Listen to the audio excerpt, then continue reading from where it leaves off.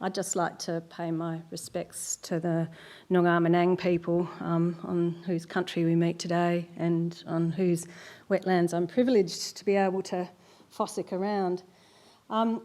So I'm going to mention another monitoring program that is actually quite inspiring when you look at the breadth of coverage that was achieved. And this was another CALM, DEC, DBCA, Parks and Wildlife monitoring program that started in 1977 and was driven by Jim Lane and colleagues from our science division. And they originally started out monitoring 158 wetlands in the southwest of Western Australia, which is pretty impressive. They were looking at water depth, chemistry, pH and salinity, and after 2007, the chemistry aspect of that monitoring dropped off, and the number of wetlands that were monitored dropped by around 50, so it had to become a little bit more strategic to fit in with budgets. But a lot of that work was done in collaboration with groups like the RAOU, the former Birdlife, and Wetlands International, and people like Roger Jench, who were very, very aware of how significant these wetlands were, particularly for water birds. And I'm going to hopefully get this working now with the connection to Bittern's, which came very much out of the work that Roger Jench led us through in the early 2000s and before my time in the department. And for those of you who haven't seen, there's a bigger picture in a minute, an Australasian bittern in a wetland on the south coast. So I'm just going to focus in now on the Albany Sandplain wetlands a little bit and the vertebrate fauna. And so this very much had its foundations in the Southwest Wetland Monitoring Program and the awareness of the importance of particularly the freshwater wetlands around Albany for water birds and the Australasian bittern or bordench. And this species is found in freshwater and brackish swamps, dominated by bomia, but also other reeds and sedges, including typha, and for those people from the Swan Coastal Plain or Eugenup near Denmark, that's particularly relevant. But in the Albany area, there's a suite of wetlands which include Ballagup or Lake Pleasant View, Chains, North Sister, White Lake, which we talked about on Monday. But historically, it would have also included all of those damp areas on farms, and it was wonderful to see the work that Richard Medcalf, and there are many others who've been fencing off these patches. So bordench, a male Australasian bittern, stands about 75 centimetres tall, wingspan around about a metre, highly territorial, very cryptic, doesn't like to be seen, but is heard. And the stories from the eastern states, tell of a bunyip bird that used to freak people out at night as it oomed. And I did have a recording, but I'm not quite sure where it went, but I'm going to try and do it and embarrass myself. So it fills its air sac and it's a boom, and then there's an train. Thanks, Sylvia. So this project, Jim was very keen. Jim Lane was very keen in my early days in CALM that we made sure that we were doing some positive work to conserve these wetlands, with the bittern sitting at the top of the pecking order or as the indicator that we'd be doing a good job. And we originally started with a Southwest Wetland Monitoring Group who talked about conserving these wetlands and other systems as well. But as we focused into the bittern, we grew some very strong collaborations between the department and Birdlife, South Coast NRM, and numerous other people. And this was one of the Roger Jench standing in the middle there with some of the local farmers, bird watchers and staff, giving us a lesson in how to wade in wetlands and how if we didn't wade in wetlands we wouldn't learn anything, which was pretty cool. So we finally managed to get a recovery plan and a recovery team together in 2018, and that was fairly significant. And this is the recovery plan here, and it looks really blurry for some reason. I'm not sure if that's just my eyes.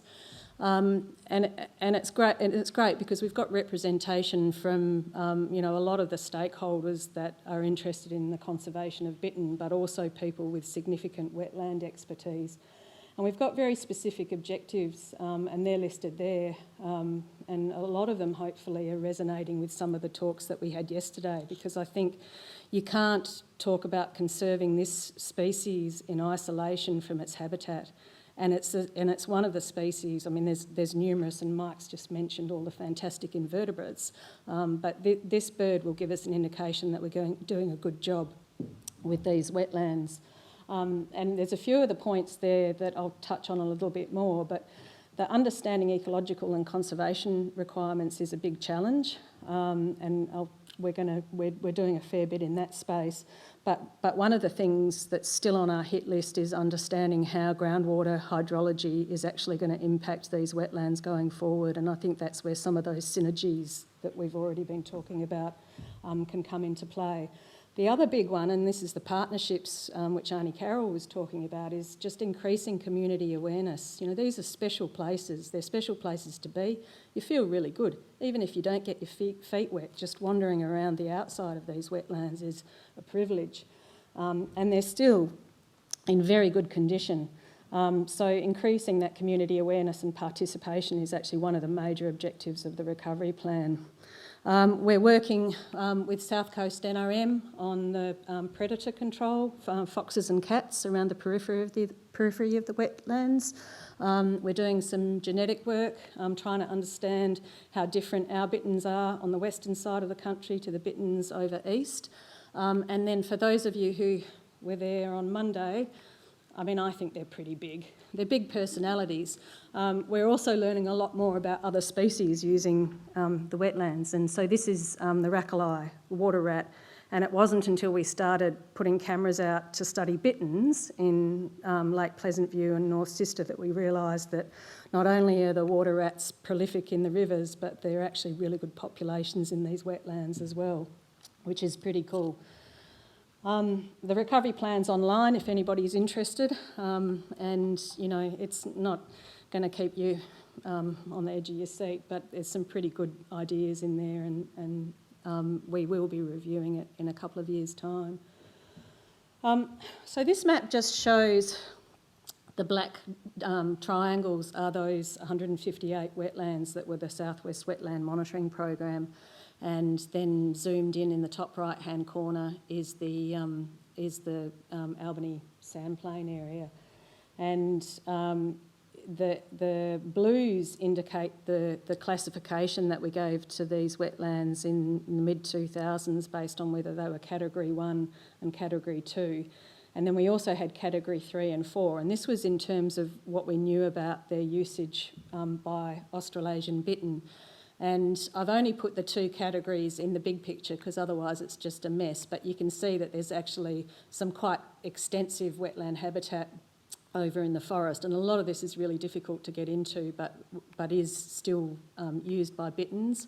A lot of the Swan Coastal Plain areas we've lost bittern from. Like Benja, just near Bunbury, it's the furthest north. Lake Muir has been declining with changes in water quality and wetland characteristics. We've got a good solid population east of Esperance in the Cape Legrand wetlands through to Cape Arid and some of the areas being managed by the Dallarack Rangers. And then this Albany area, and I'm sorry, I've just missed on this top map here, I've just missed Lake Sade. And you can actually see what I think is quite interesting is, 15 years ago, we actually looked at some of these periphery wetlands and they were dry. And so we didn't rate them as Category 1 or 2 for bittern. And yet in these wet years, over the last few years, bitterns have appeared in them. So it just shows how plastic some of these systems are and how these birds can actually adapt to those changing water levels. Just going back to the the Southwest Wetland Monitoring data, and I'm sure many of you are aware of this, but this is another really valuable long-term data set. So nearly 40 years of water depth and salinity monitoring across over 100 wetlands, but you know, if we're just interested in this Albany Sandplain area, I think it's a fabulous resource. And then we've actually got, for this period here and out until about 18 months ago, we've actually got constant depth logger data, so 24/7 in a select number of wetlands that we chose because they were bitten habitat. And this is just one of the oblique images that were also collected to try and understand the vegetation and the habitat being utilised a little bit more. This sort of information is actually quite interesting because it gives us insights into the bird's biology, and I'll touch on that in a minute. That work's finished now, but you know, there's always opportunities to pick it up again. The other thing that we've got for some of these wetlands, which is really useful, is the vegetation mapping that was done through Birdlife as part of the state NRM project. And one of the jobs that we've got on our desks at the moment is to actually nominate these freshwater biome systems as priority ecological communities, or PECs, because they have declined and disappeared, and they will continue to do so. So it's good to give them that sort of official status.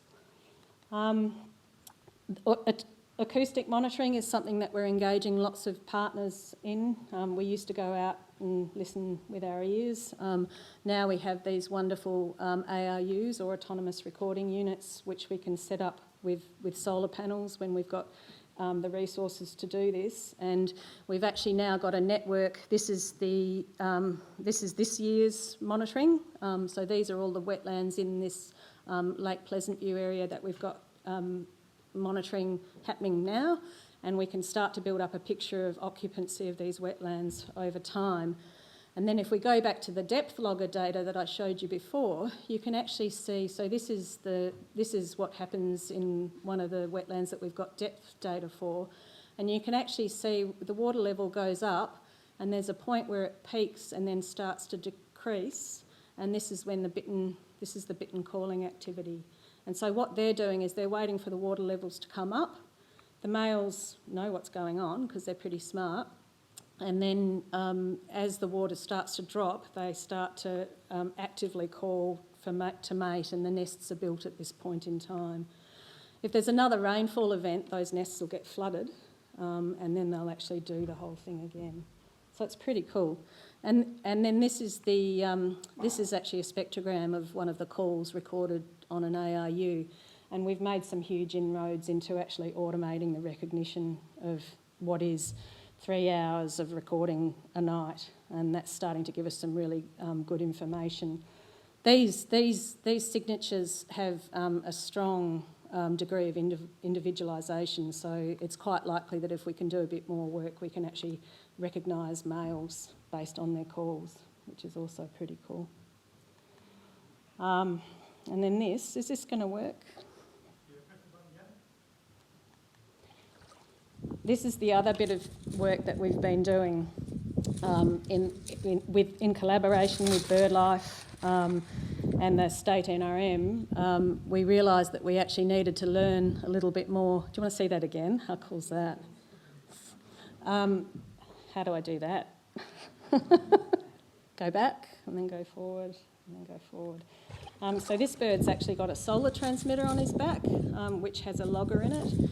And we learned a lot with our colleagues from the eastern states, thinking that we'd start to understand how bitters were moving between our wetlands, which is, you know, I think it's 400 kilometres, Robbie the bittern moved out of rice fields in the eastern states. And we were really keen to learn how bitterns were moving as our wetlands dried and filled. And so we put this transmitter on this bird in November last year in North Sister, and he's actually decided that North Sister's a good wetland and he doesn't need to move anywhere else, which is kind of a little bit tricky for us. And basically, so this is only the loggers are logging pretty much every minute to 5 minutes, depending on how much recharge goes in through the solar panel, and we get all sorts of activity data and temperature and humidity. But we managed to download 3 days of data from December, and then this blue point is where he was in January, and there's still a bird calling in this area. And we've waded, these are our wading tracks, on numerous occasions, trying to see him and connect to this logger via Bluetooth, and there's still a bird in this patch here, and the wetland still looks fantastic. So we've had it almost a whole season where it hasn't dried out, it's still teeming with frogs, and he actually doesn't need to move, we think. So we're hoping that we'll be able to put the other transmitters on birds in the next year or so, just to hopefully find a wetland that does dry out, and then we can work out where bitterns go. Certainly not 400 kilometres. So in summary, are you happy for me to do this bit? Tag team? So you know, these wetlands are really, really important, and you know, Mike's talked about the large number of aquatic invertebrates, the base of the food chain, really productive systems. There's a really important southwest endemic component, and the more we look, the more we find, the more we understand. The declining rainfalls certainly reduce diversity, and the salinisation is probably, you know, one of the biggest concerns, and especially as we're looking at the bitten wetlands and the altered hydrology, and you know, and understanding. I think, you know, that's certainly something that I think there's opportunities to do now.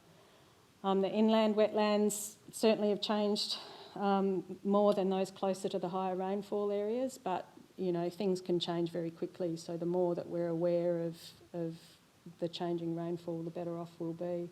And the South Coast wetlands certainly do represent a refuge, and I think Viv's going to talk a bit more broadly about other birds.